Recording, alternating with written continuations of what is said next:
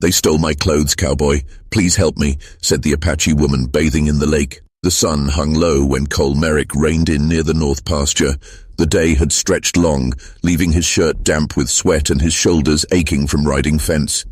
The creek moved sluggishly this time of year, pooling beneath the cottonwoods, but it provided enough water for the cattle and warranted checking before he returned to the cabin. Cole was 37, a man who had spent half his life on the edge of war and dust. He had scouted for the army years back, witnessed what men could inflict upon each other when no one was watching, and buried a wife who had succumbed to spring fever 3 years prior. Since then, he kept to himself. The ranch had become his entire world, quiet, honest work that occupied his hands and prevented his mind from wandering too far. He was contemplating the sagging stretch of fence along the north line when movement near the water caught his attention. Initially, he thought it might be a deer, but the shape was wrong. He dismounted, looped the reins loosely around a low branch and stepped closer, his boots crunching in the dry grass. That's when he saw her. A young woman stood knee-deep in the creek, her long dark hair dripping down her back, her shoulders tense like a cornered animal. What remained of her dress clung to her frame, torn at the bodice and hanging so low that Cole's throat tightened before he forced his gaze elsewhere. Her feet were bare and raw from running. Bruises marked her arms, some old, some fresh. She spotted him and froze. One arm crossed her chest, while the other pointed toward the bank where scraps of fabric lay scattered in the mud. Her voice emerged, strained, broken from thirst and crying. "He stole my clothes, Cowboy. Please help me." Cole remained silent at first, weighing the situation. Who she might be, fleeing from, whether someone was close behind, if bringing her home would invite trouble. But the fear in her face cut through all his calculations. He shrugged out of his coat and extended it to her, moving slowly so she wouldn't perceive any threat. Her eyes remained fixed on his, searching for deception or danger. After a long pause, she snatched the coat and turned away, shoulders hunching as she pulled it around her body. "All right," Cole said quietly. He waited until she was ready, then took her elbow to help her to the bank. Her skin felt cold despite the day's heat, her breathing shallow. Up close he noticed more scratches on her legs and the torn neckline revealing the outline of her ribs. Cole guided her to his horse, lifting her when her feet couldn't support her weight. She clung to the saddle horn while he mounted, then wrapped her hands in the back of his shirt without being asked. They rode in silence. The trail back was long and dusty, but Cole didn't push the horse faster than she could endure. He felt her trembling against his back. When they reached the cabin, he dismounted first and steadied her as she slid down. She nearly fell but caught herself. Cole led her inside and lit a lantern, its small flame casting yellow light across the rough walls. The cabin was sparse: a table, 2 chairs, a narrow bed, and a stove with a stack of wood beside it. He had maintained this simplicity since his wife's death. It was easier when the place didn't feel like a home. "You can sit," he said, placing a folded blanket near the hearth. She obeyed, sinking to the floor with the coat still wrapped around her. Her breathing was rapid, her eyes darting around the room as if expecting someone to burst in at any moment. Cole didn't press her with questions, not yet. He built a fire, set water to boil, and retrieved his small kit of needle and thread. The dress was torn and nearly in half. He worked in silence, stitching it back together with rough, uneven lines, careful not to pull too tight. She watched him throughout, studying how his hands moved, as if trying to determine whether she could trust him. By the time he finished, the fire had warmed the cabin. She had stopped shaking, though her eyes remained wary. Cole sat back on his heels and met her gaze for the first time since entering. He didn't know her name, didn't know why she had been at the creek or what kind of men had left her there. But she was alive and safe for the night. That was enough. Cole set the dress aside, leaned back against the wall, and let the room fall quiet except for the fire's crackling. Tomorrow he would need to ask questions, perhaps ride into town to discover who had done this. Tonight he would simply keep watch. Cole didn't sleep that night. He sat by the table with a rifle across his knees, eyes fixed on the door, listening to every sound outside. The fire burned low, filling the cabin with shifting shadows, Behind him, the woman lay wrapped in his coat and blanket near the hearth, her breathing quiet but uneven, as if she still half expected someone to break down the door. It wasn't the first time Cole had brought someone hurt or half-starved to his cabin. He had done it during the war years, soldiers, scouts, even deserters, when leaving them outside meant certain death. But this felt different. He didn't know her name or what trouble might follow her, and that uncertainty kept sleep at bay. When first light filtered through the gaps in the shutters, Cole stirred the fire back to life. The smell of smoke woke her. She sat up slowly, pulling the coat tighter around her body, her hair falling loose over her face. Cole set the coffee pot on the stove and waited until the water boiled before speaking. "There's a wash basin outside if you want it," he said. "No one around this time of morning." She hesitated, then nodded once. When she stood, the coat slipped open just enough for Cole to glimpse deep red marks on her shoulder. Rope burns. Perhaps, before she pulled it closed again. He stepped outside with her, maintaining distance while she used the basin and splashed water on her face, her hands trembling from more than just the morning chill. Cole busied himself chopping kindling near the porch so she wouldn't feel watched. Back inside, she settled near the fire again, her wet hair hanging down her back. Cole poured 2 tin cups of coffee and handed her one. She stared at it for a long moment before accepting it. "You got a name?" he asked. She looked up through the curtain of her hair. "Naya," she said softly. Cole nodded. "I'm Cole Merrick." He waited, giving her space, then asked, "You want to tell me what happened?" She sat quietly for a long time, hands wrapped around the cup. When she spoke, her voice was flat, almost too calm. 3 boys, white. I crossed near the town yesterday. They stopped me, laughed, took my things. Cole felt his jaw tighten. "Just your clothes and food," she continued. "I had some corn in a sack. They threw it in the dirt." Her words came short and clipped, but there was no mistaking the humiliation in her face. She kept her eyes on the fire as she spoke, as though voicing it aloud made it worse. Cole thought about the boys in town, the kind who lingered around the saloon too long and went looking for trouble when the whiskey ran out. He could picture them seeing her on the road, alone, tired, an easy target. "You got family nearby?" he asked. "No." Her voice was harder this time. "I came north to find work, maybe trade. Nothing left south." That told him enough. He knew what had happened to some of the Apache settlements after the army's last push. Burned camps, scattered families. She was fortunate to be alive. Cole sat back, weighing the risk. He had no obligation to keep her here. Taking her back toward town would probably raise questions he didn't want to answer, but tours. Sending her out with nothing meant she wouldn't survive 2 days. "You can stay here a while," he said finally, "till you figure where you're headed." Her dark eyes flicked to his, sharp and suspicious. "Why?" "Because I got room, and I don't let folks starve on my doorstep," Cole said simply. Naya didn't respond. She just set the empty tin cup down and pulled the coat tighter around her shoulders. After breakfast, Cole brought her the mended dress. The stitches were rough, but it would hold. He turned his back while she changed in the corner of the cabin, staring at the fire until she said, "Okay." When she emerged, the dress was clean but tight across her chest, where he had pulled the thread too close. Cole caught himself glancing before looking away. "I got work to do," he said, grabbing his hat from the peg. "You can rest or come with me. Up to you." "I come," she said quickly, as if staying inside alone was worse. Cole saddled the horse and they walked the fence line together. Naya stayed close, not speaking, just observing how he checked the posts and tightened the wire.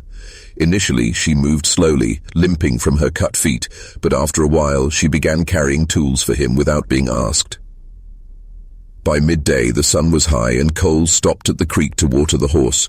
Naya knelt to wash the mud from her legs, and Cole noticed how carefully she kept her back to him, not out of modesty, he realized, but because she was still afraid to let anyone approach her blind spot.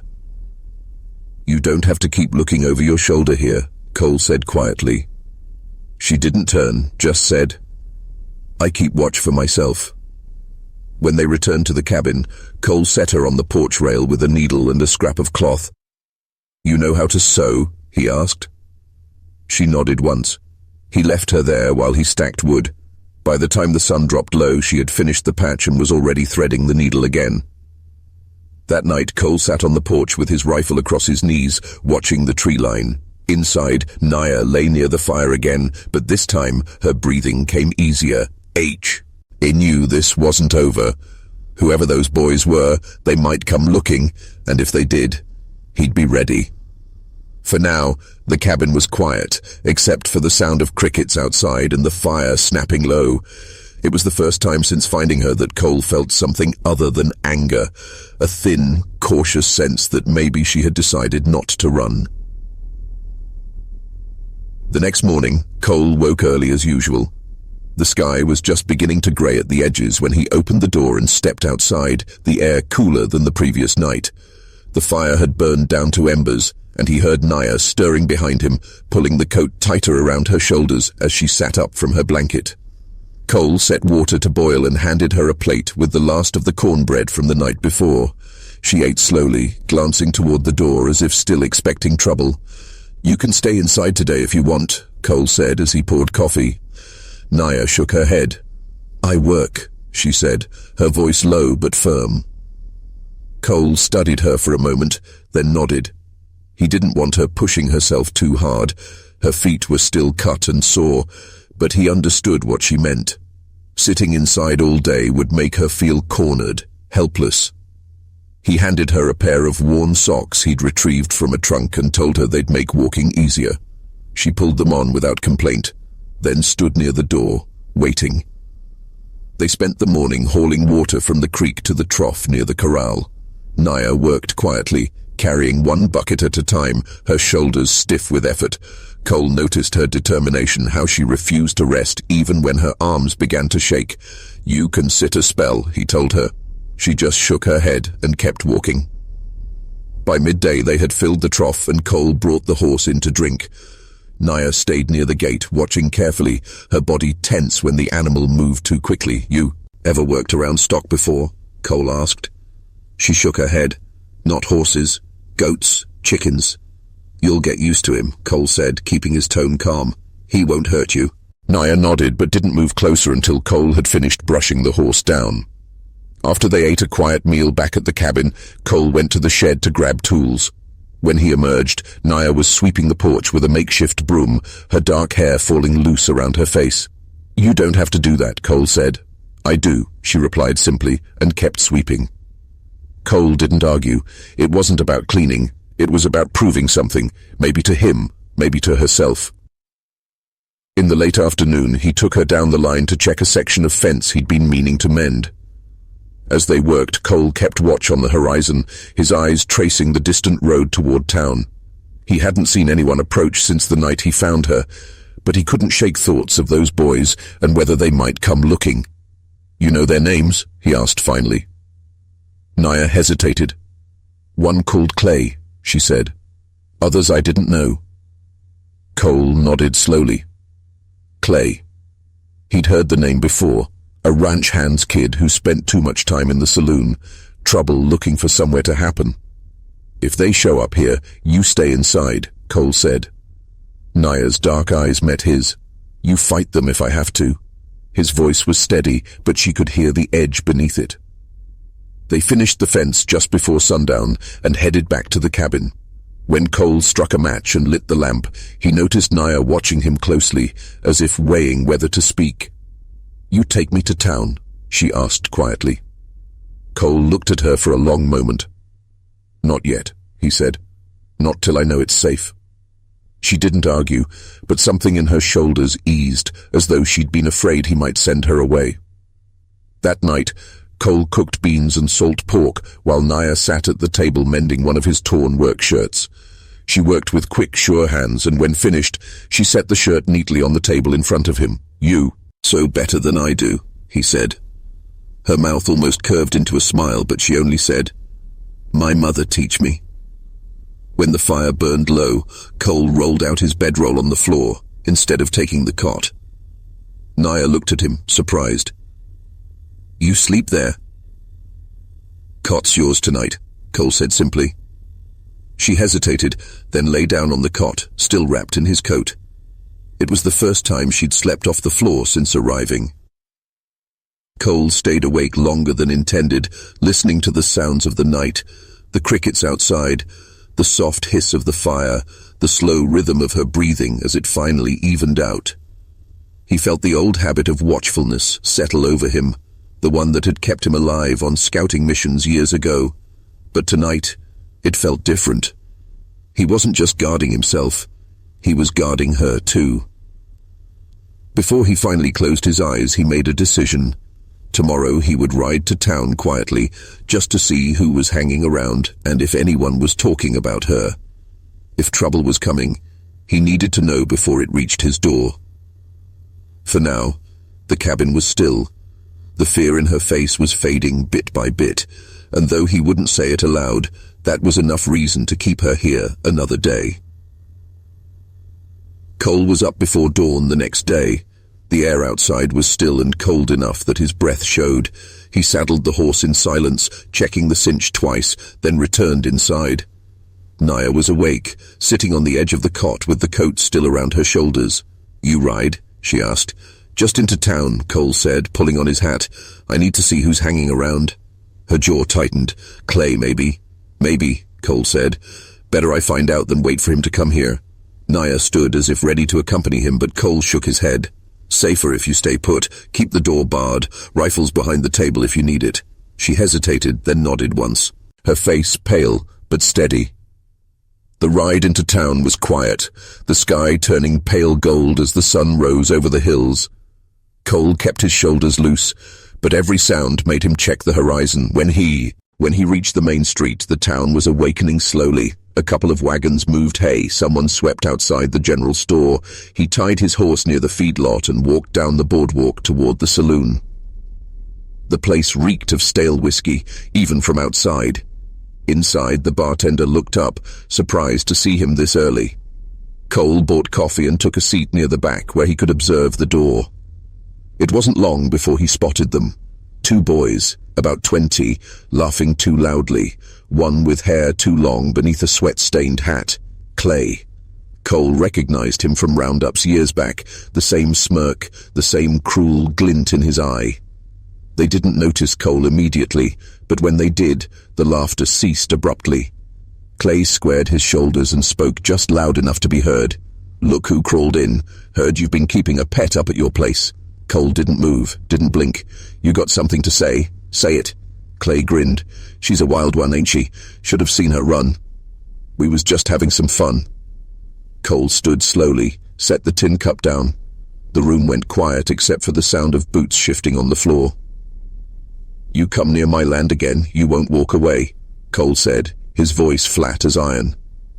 Clay's grin slipped but didn't vanish. "You think you can keep her?" Cole's hand hovered near his gun, but didn't draw. "I think you should finish your drink and ride the other direction." The bartender cleared his throat and muttered, "Boys, take it outside or take it somewhere else." Clay glanced at his friend, then spat near the stove and walked out, the door slamming behind him. Cole waited a long minute before following, ensuring they were headed out of town. He didn't like leaving them behind angry, but at least he knew their faces now, and that meant he could be ready. By the time he rode back, the sun was high. He spotted smoke from the chimney before reaching the cabin. Naya was outside, crouched near the garden patch with a stick in her hand, turning the soil. She stood quickly when she saw him. "You saw them?" she asked. "I saw them," Cole said, dismounting. Her eyes searched his face. "They come here?" "Not yet," Cole said. "Might try, but they know I'm watching." Naya's shoulders eased slightly, though she still gripped the stick like a weapon. "Come inside," Cole said. "I brought flour. We can make bread." It was a small thing, but she followed him in, set the stick by the door, and washed her hands. Together they mixed the dough at the table, her hands working beside his. For the first time since she'd arrived, there was a trace of calm in her face. After the bread went into the stove, Cole showed her how to load the rifle properly.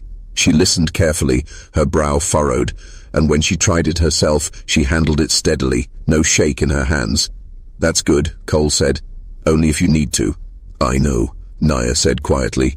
That night they ate the fresh bread with beans and sat near the fire. Naya stayed close, her knee almost touching Cole's where he sat on the floor. She didn't speak much, but when he stood to check the latch on the door, she watched him as if she trusted him to keep it secure. Later, when Cole lay down on his bedroll, Naya stayed awake for a while, staring into the fire. Then she rose, crossed the room, and spread her blanket on the floor closer to where he was. Cole glanced at her but didn't speak. She didn't explain herself. The fire crackled, the wind picked up outside, but inside the cabin there was a stillness that hadn't been there before, the kind that meant she was no longer just a guest, but someone beginning to belong. Cole stared at the ceiling until sleep took him, one hand still near the rifle, the other positioned so that if she reached out, she would. I'd touch it first. The wind shifted just after sundown, carrying with it the smell of wood smoke that wasn't from their fire. Cole noticed it first, standing on the porch after supper with a lantern in one hand, listening to the night. The horses were restless in the corral, ears flicking toward the ridge. Inside, Naya was cleaning the table, her dark hair tied back with a strip of cloth. When Cole stepped back inside, she saw his expression and went still. "What?" she asked. "Smoke," Cole said quietly. "Someone's camped near the North Trail." Naya's face tightened. She glanced toward the rifle leaning near the door. "Them," she said. "Could be. Could be just drifters passing through," Cole said. He didn't believe that, and neither did she. Cole took the rifle and checked the chamber, then nodded toward the lamp. "Blow that out," he said. She did without question, plunging the cabin into near darkness, except for the low glow of the fire.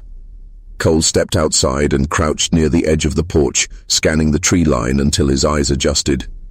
An hour passed before he saw movement. 2 figures, low to the ground, moving along the fence line. Too careful to be strangers just passing through. Cole eased back inside and closed the door without a sound. 2 of them, he said. Naya stood near the hearth, her face pale but steady. "Clay?" "Don't know yet, but they're watching."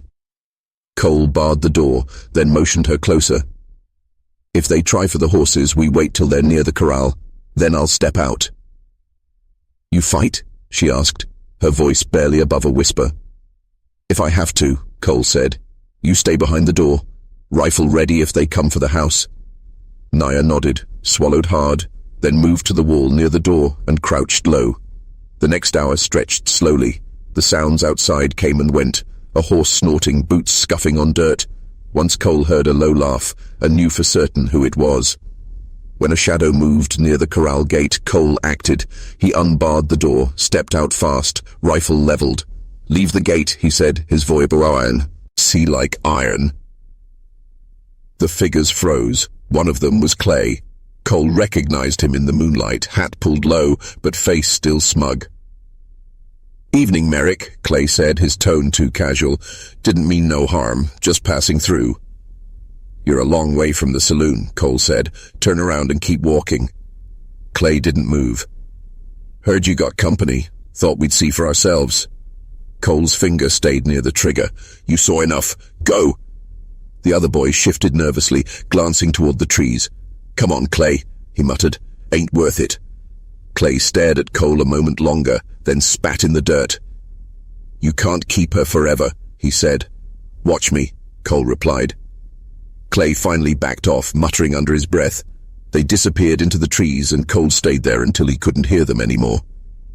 When he went back inside, Naya was still crouched near the door, the rifle clutched in her hands. Her breathing was quick, but her eyes were steady. "They gone?" she asked. "For now," Cole said, setting the bar back in place. She stood slowly, set the rifle back near the wall. For a moment, she just stood there, arms crossed over her chest. Then she said, "They come back?" "Maybe," Cole admitted. "But they know I'll be waiting."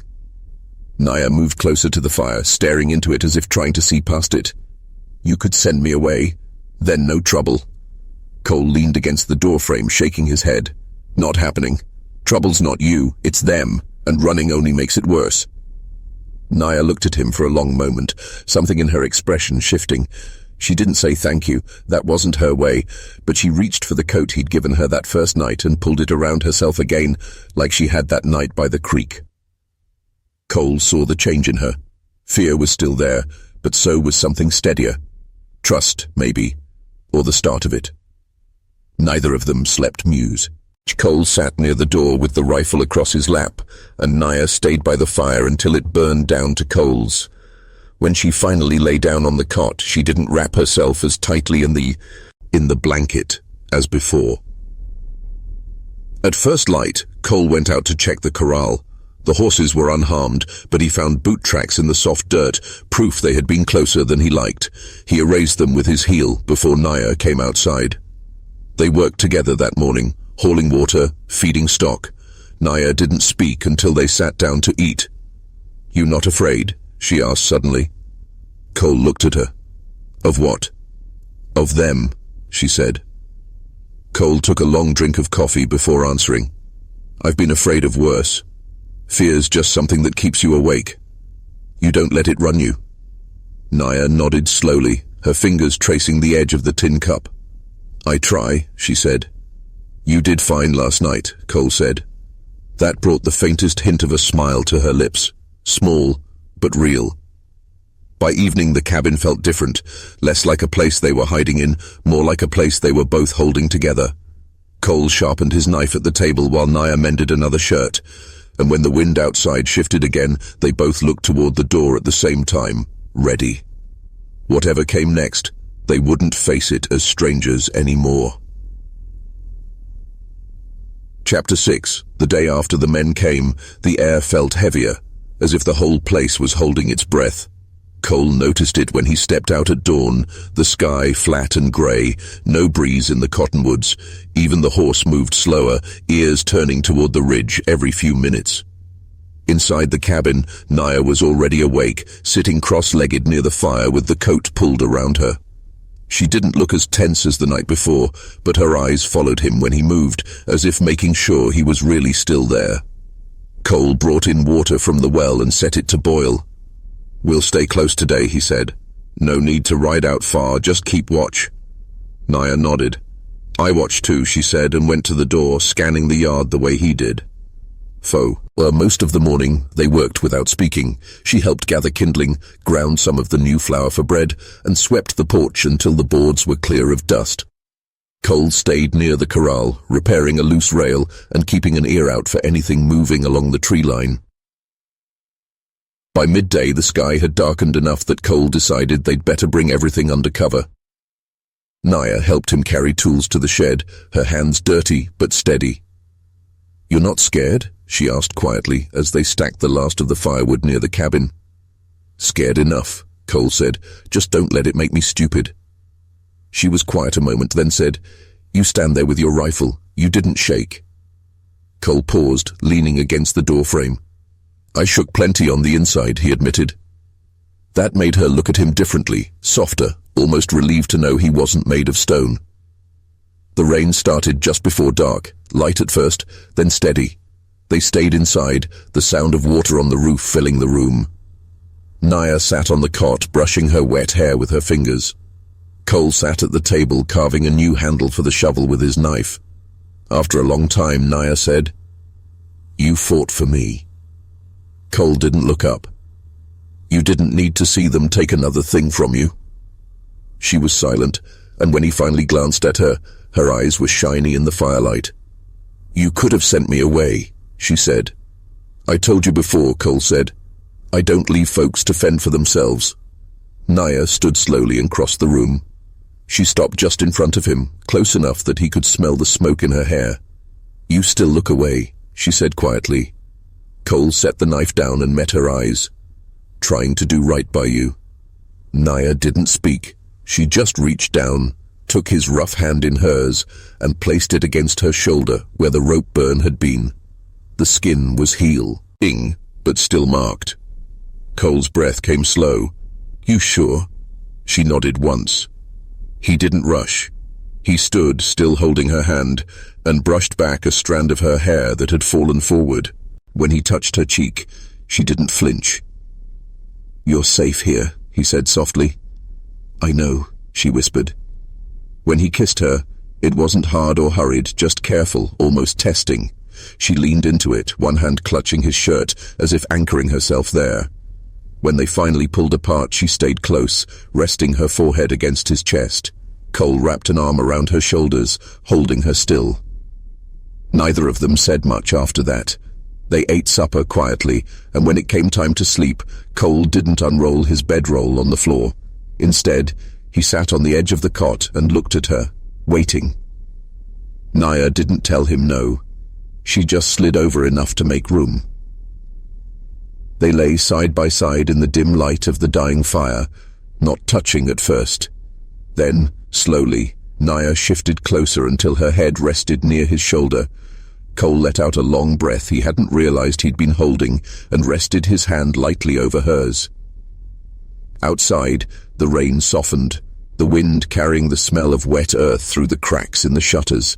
For the first time since finding her at the creek, Cole felt the cabin wasn't just a place to guard, it was a place that might hold both of them, if they let it. When sleep finally came, it came easier, and when Cole woke once in the night, reaching for the rifle by habit, he felt Naya's hand still resting against him and let himself relax.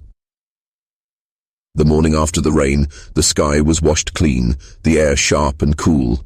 Cole woke to find Naya still lying beside him, her dark hair spilling across his shoulder. For a long moment, he just stayed there, listening to the soft rhythm of her breathing. When she opened her eyes, there was no startle this time, only a steady look that made his chest feel tight. "You sleep?" he asked quietly. Naya nodded. "First time," she said. Cole sat up, pulled on his boots, and went to stir the fire back to life. The cabin smelled of damp wood and last night's ashes, but it felt different now, lived in, not just a place to wait out trouble. When they finished breakfast, Cole saddled the horse. "I'm riding into town," he said. Naya's face shifted, the calm she had gained the night before slipping just a little. "You stay here?" she asked. "You can come," Cole said, watching her carefully. "Your choice. But if you do, you stay close to me." She hesitated only a moment before nodding. "I come." The road into town was still muddy from the night's rain, so they rode slow, the horse picking its way carefully. Cole felt Naya's hands grip the back of his shirt, not in fear exactly, but like she was bracing herself. When they reached the main street, people were out early, hauling water, sweeping the fronts of the stores. Conversation slowed when they saw Naya riding behind him. Cole felt the eyes on them, but he didn't turn his head. He tied the horse outside the general store and helped Naya down. She kept her chin high, shoulders squared, though Cole could see how tight her jaw was. Inside, the storekeeper looked up from behind the counter, eyebrows raising slightly when he saw who had come in. Cole nodded once. "Need flour, sugar, coffee, nails," he said. The man packed the order without comment, though his eyes flicked to Naya now and then. She stayed near Cole, her hands clasped in front of her, but when another customer came in, a man about Clay's age, she went rigid. Cole saw it. He stepped just enough to put himself between her and the door, his voice even. "You got a problem? Take it somewhere else." The man held up his hands. "No trouble, Merrick. Just shopping." When they left the store, Naya let out a slow breath as though she'd been holding it the whole time. "You did not look away," she said softly, as Cole tied the parcels to the saddle. "Wouldn't have mattered if I did," Cole said. "Folks see what they want to see. Let them." They stopped at the blacksmith before heading out of town, and Cole heard the talk from two men standing nearby, whispers about Clay being thrown out of the saloon the night before, drunk and yelling about the woman up at Merrick's place. Cole didn't speak of it until they were halfway home. "Word's out," he said. Naya was silent for a while. "Then they come," she said. "Maybe," Cole admitted. The next 2 days passed with an uneasy quiet. Cole stayed close to the cabin, working the fence and keeping the rifle within reach. Naya worked beside him, hanging wash, cooking, even patching the garden beds, but the way her eyes cut toward the tree line told him she hadn't forgotten the night Clay came.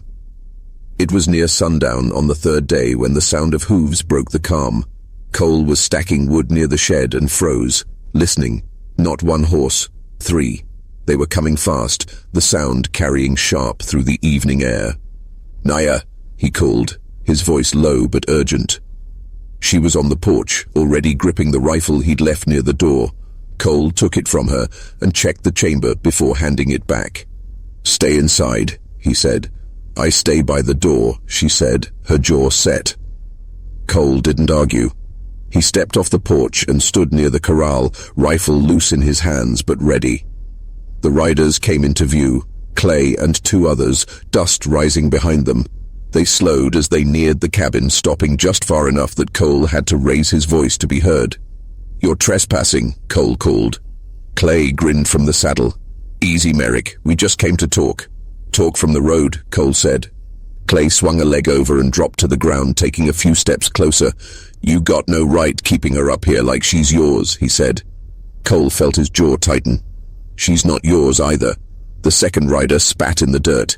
"She don't belong here, you know it." "She stays where she wants," Cole said. Clay's grin widened. "Does she, or is she too scared to run?" Cole heard the floorboard creak behind him.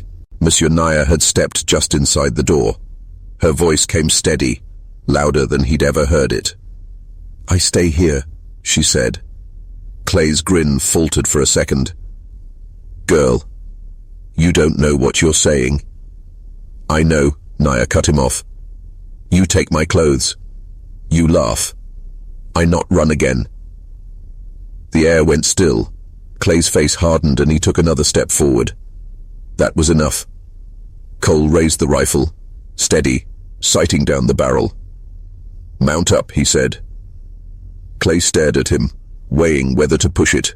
The other 2 were already backing toward their horses. "This ain't over," Clay said finally. "It is if you keep riding," Cole said. Clay spat once more, then swung into the saddle and wheeled his horse around. They rode off slow at first, then faster as they hit the trail. Cole stood there until the sound of hooves faded completely, then lowered the rifle. He turned back toward the cabin. Naya was still by the door, her hands tight around the rifle she held. "You all right?" Cole asked. She nodded, though her chest rose and fell fast. "They not stop?" "No," Cole said, stepping closer. "But they know now. They know you got a place here." Naya's grip on the rifle loosened. She set it back near the wall, then stepped off the porch and came to him. Her hands were dirty from the door frame, but she placed one flat against his chest. "You stand for me," she said. Cole nodded. "Every time." Her fingers curled in the fabric of his shirt, pulling him closer. Cole didn't hesitate. He bent his head and kissed her, this time not careful, but certain. She didn't flinch. She leaned into him, her hands gripping his back. When they finally stepped apart, the tension in her shoulders was gone. Inside the cabin that night, they sat close by the fire. Cole cleaned the rifle, set it within reach, then looked at Naya. "If they come again, we might have to go to the sheriff. Make it official," Naya tilted her head. "Official? Means no one can touch you without paying for it," Cole said. She was quiet for a long moment, then nodded. "Then we go." Later, when they lay down on the cot, Naya didn't wait for him to reach for her.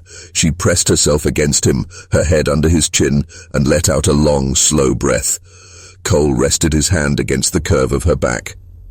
For the first time since he'd found her, he let himself think past tomorrow, past the fence repairs, past watching the horizon for riders, and pictured a life where she was here because she chose to be, not because she had nowhere else to go.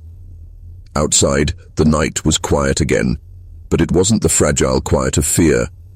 It was the kind that came after a line had been drawn and held. The next morning, Cole saddled the horse before the sun was fully up. The air was cool, the sky pale, and the sound of boots on the porch brought Naya outside. "You go?" she asked, her voice calm but watchful. "Into town," Cole said. "Best we end this before it starts again.